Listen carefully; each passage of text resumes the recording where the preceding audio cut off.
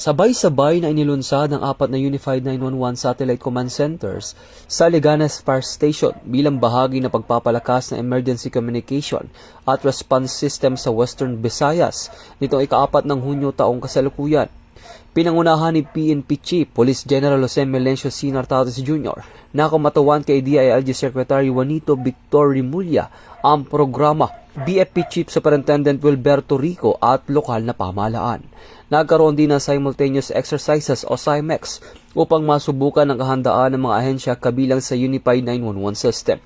Kasunod ng programa, pinangunahan din ni Police General Nartates ang inaugurasyon ng bagong tayong Leganes Municipal Police Station bilang bahagi ng pagpapalakas na infrastruktura para sa kaligtasan at seguridad ng publiko. Mula dito sa National Headquarters ng Philippine National Police, ako ang inyong PNN correspondent, Patrolman Edwin Baris, alagad ng batas, taga-taguyod ng Balitang Pulis.